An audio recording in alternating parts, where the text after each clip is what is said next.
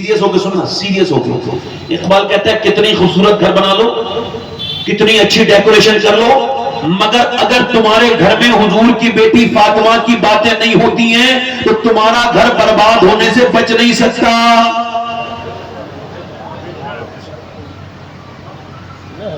تمہارا گھر جو کہ گھر بناتی ہے عورت۔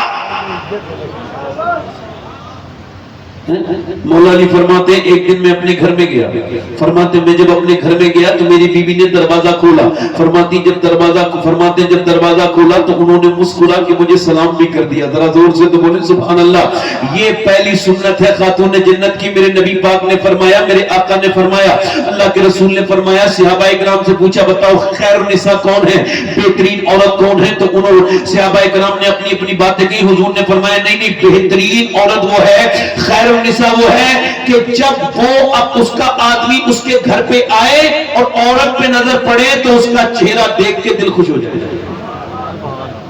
نہیں سمجھا بات کو؟ جہیز یہ سوالہ دیجئے نا اپنی بیٹی کو، میری بہنوں کو یہ جہیز نہیں سن رہی ہیں میری بیٹیاں، یہ جہیز بہترین جہیز ہے کہ جب گھر میں شوہر آئے تو مسکرا کے۔ اب وہ تو میاں کو تو مسکرا کے نہیں دیکھ رہی، وہ تو پوری شادی میں جاتی ہے تو میک اپ کر کے جاتی ہے، پارٹی میں جاتی ہے تو میک اپ کر کے جاتی ہے، بازاروں میں میک اپ کر کے، وہ تو امام حسین کی محفل میں بھی آتی ہے تب بھی بے غیرت میک اپ کر کے آتی ہے، بے شرم میک اپ کر کے آتی ہے۔ اس کو تو اس کا کوئی تمیز ہی نہیں ہے کہ میں کیا کر رہی ہوں۔ ارے جس نے میک اپ کے لیے پیسے مہیا کیے، تیرا میک اپ خرید کے دیا، اور جس نے کپڑے تجھے لا کے دیے اس کو وہی بغیر دھلاوا منہ دکھاتی ہے، اور وہی بغیر جو ہے وہ بیکار سے تیرے بغیر اس کے بیکار سے کپڑے دکھاتی ہے میلے کچیلے، اور اس آدمی کو کچھ نہیں دکھاتی جسے دیکھنا تیرے لیے ضروری ہے۔ اعلیٰ حضرت فرماتے ہیں، میری بات سنو، میک اپ کا ایک ہی مطلب ہے جو میں نے پڑھا ہے اور جو میں نے اس کا اردو ترجمہ دیکھا ہے، کوئی آپ کے پاس اور ڈکشنری ہو تو آپ دیکھ لیجئے گا۔ میک اپ کا مطلب ہوتا ہے کمی کو پوری کرنا، اور جب عورت برش اٹھاتی ہے تو وہ اعلان کرتی ہے میں اپنے چہرے کی کمی پوری کر رہی ہوں، اور شریعت اس کی اجازت اس کو دیتی ہے، کہتی ہے بالکل کر۔ شریعت کہتا ہے، قرآن کہتا ہے، حدیث میرے نبی پاک کی حدیث ارشاد سرکار فرماتے ہیں بالکل کرے عورت، مگر میرے آقا کی حدیث میں یہ بھی ہے اپنے مرد کے لیے کرے۔ اعلیٰ حضرت فرماتے ہیں عورت جب اپنے مرد کے لیے میک اپ کرتی ہے، جتنی مرتبہ آئینہ دیکھتی اتنی سفتے کا اللہ اس کو ثواب عطا کرتا ہے۔ اس وجہ سے میک اپ کرے کہ اس کا آدمی ادھر ادھر نظر نہ ڈالے، اس وجہ سے میک اپ کرے کہ اپنی عورت میں اس کی دلچسپی بنی رہے، اس کی خوبصورتی اپنے آدمی کے لیے ہے، اور اب اپنے آدمی کو تو دکھانے کے لیے ہے ہی نہیں۔ اسی وجہ سے یہ بدتمیزیاں ہو رہی ہیں، اسی وجہ سے عورتوں کے نام پہ قتل بھی ہو رہے ہیں، اسی وجہ سے عورتیں عزت خراب بھی کر رہی ہیں۔ اس کی ایک ہی وجہ ہے کہ بندہ اپنی عورت کو وقت نہیں دیتا، اور اس عورت کو اپنی وقت نہیں دیتا، اور عورت اپنے آدمی سے دور ہوتی چلی جا رہی ہے۔ یہ ایک وجہ ہے۔ اس معاشرے میں عورتوں نے قتل تک کرا دیے اور مردوں نے قتل تک کر دیے۔ میں کہتا ہوں میاں کے پاس جا کر کے تعویذ لینے والی ہو کہ میرا آدمی میری مٹھی میں آ جائے، یہ تجھے تعویذ ضرور دے گا، کیونکہ اس کا کاروبار تعویذ کرنے کا ہے۔ اگر یہ نہیں دے گا تو اس کا روٹی کیسے چلے گی؟ مگر اس میاں کو بھی پتا ہے میری والی تو خود میری مٹھی میں نہیں ہے، اسے تعویذ دے دوں یہ تو بے وقوف ہے، مجھے پیسے دے کے رکھ جائے گی۔ میں ساری دنیا کی عورتوں کو یہ پیغام دیتا ہوں، نہ صرف مسلمان عورتوں کو بلکہ غیر مسلم عورتوں کو، عیسائی عورتوں کو، کرسچن عورتوں کو، یہودی عورتوں کو، اگر تم یہ چاہتی ہو کہ تمہارے گھر میں کبھی طلاق جیسی نوبت نہ آئے تو جب تمہارا شوہر آیا کرے تم مسکرا کے سلام کیا کرو۔ ساری دنیا کی عورتوں کا طریقہ ایک طرف ہے اور نبی کی بیٹی فاطمہ کا طریقہ ایک طرف ہے۔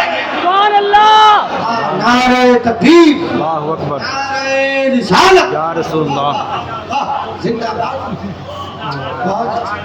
اب اپنے آدمی کے لیے تو وہی میلا کچیلا منہ دکھاتی کوئی بھی، اور اسی وجہ سے یہ بگڑا پیدا ہو رہا ہے، اسی وجہ سے خرابیاں پیدا ہو رہی ہیں، اور عورتوں کو بہت زیادہ مس گائیڈ کیا گیا ہے۔ یہ عورتیں اتنی زیادہ بے وقوف ہوتی ہیں، اکثر سب کو نہیں کہہ رہا ہوں، جو بے وقوف ہے انہیں کہہ رہا ہوں۔ ایسا ہوتا ہے کبھی عورتوں کو کچھ عقل مند بھی برا مان جاتی ہے۔ ہم نے تو آپ کو نہیں کہا۔ میں ایک بار خراب میاں کے خلاف تقریر کر رہا تھا، اچھے میاں کو برا لگ گیا، اچھے ٹھیک ٹھاک میاں، تو میں نے کہا میں نے تو آپ کو نہیں کہا تھا، میں نے در جنت سے رضوان کو پکارا تھا، وہ آ گئی رضوان، اللہ حول ولا قوت۔ میں نے تو نہیں کہا تھا کہ آپ کا نام، مگر آپ کو برا لگا تو کوئی مسئلہ نہیں، میں آپ کو ہی کہہ رہا تھا، نہیں میں نام کسی کا نہیں لے رہا ہوں۔ عورتیں میری بہنیں ہر بازار کے پاس اور عورتیں ملیں گی، کتنا بھی غریب میاں ہو اس کے بعد بھی عورتیں ملیں گی. اور میرے نبی کی بیٹی نے، مولا علی کہتے ہیں میں جب اندر گیا تو وہ کچھ چہرہ ان کا غمگین تھا.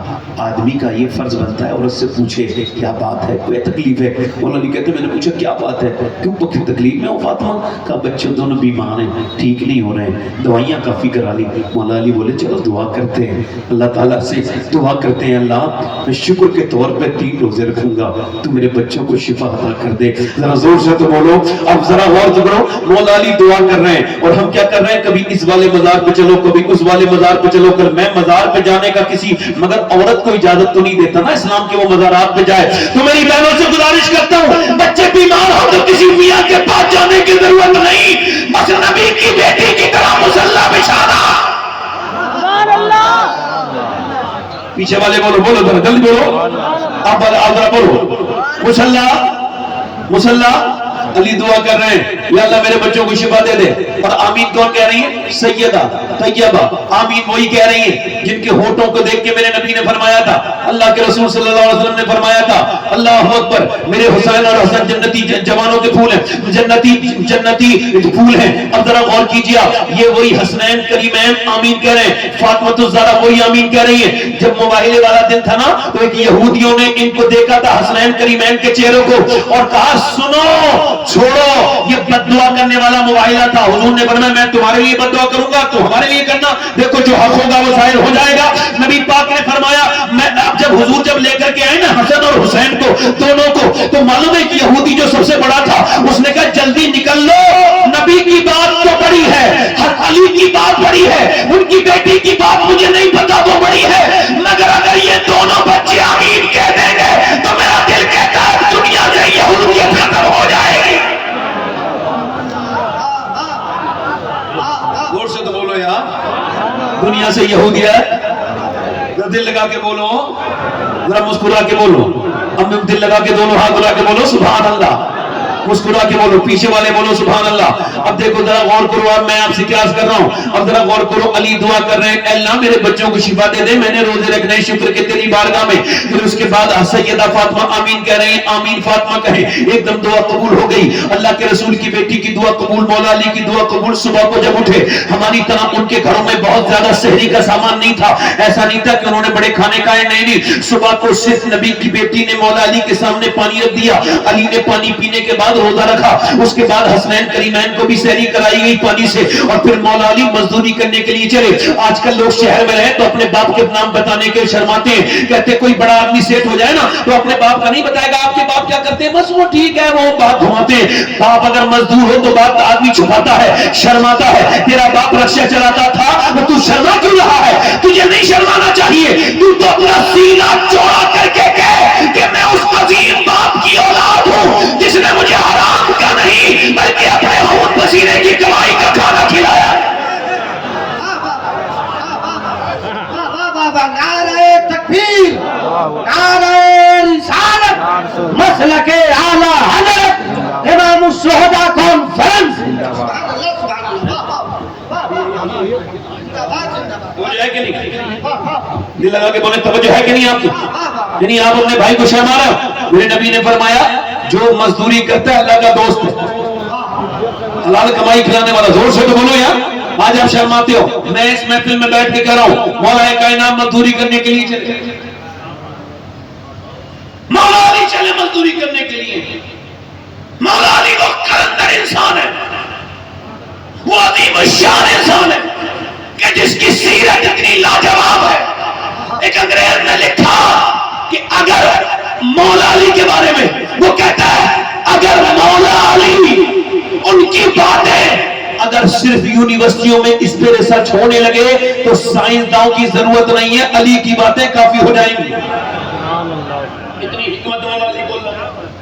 دل لگا کے بولو، علی نے روزہ رکھ لیا، صبح کو روزہ رکھا، حسنین کریمین میں، علی مزدوری کرنے نکلے ہیں، آپ بھی روزہ رکھتے ہیں، میں بھی روزہ رکھتا ہوں، مگر ہم کہاں روزہ رکھتے ہیں، یہ پورا ٹھوس کے کھانا کھا لیا، دن بھر ڈکاتے آتی رہی، پتہ ہی نہیں چلا روزہ تھا، یہ بدہضمی ہو گئی تھی، کچھ سمجھ میں نہیں آتا لوگوں کو، یہ روزہ ہے۔ روزہ تو وہ ہے جو علی نے رکھا ہے، بغیر سحری کے رکھا ہے، اپنے گھر سے مزدوری کرنے کے لیے چلے ہیں، اور مزدوری کرنے کے بعد شام کے وقت میں جب لوٹے ہیں تو سیدہ کائنات کے ہاتھ میں آپ نے جو ہے وہ جو رکھ دی ہے، نبی کی بیٹی سیدہ خاتون جنت فاطمہ الزہرا نے اس جو کو لیا ہے، اور لینے کے بعد پھر اس کی چکی چلانا شروع کی ہے۔ یہ نبی کی پہلے دن نبی کی بیٹی نے روزہ رکھا ہے، اور وہ پانی سے، اور اس کے بعد آپ نے جو ہے چکی چلائی ہے بھوکی پیاسی نے۔ اب جب اس کے بعد آپ نے چکی چلانا کوئی عام بات نہیں، بڑا مشکل کام ہے۔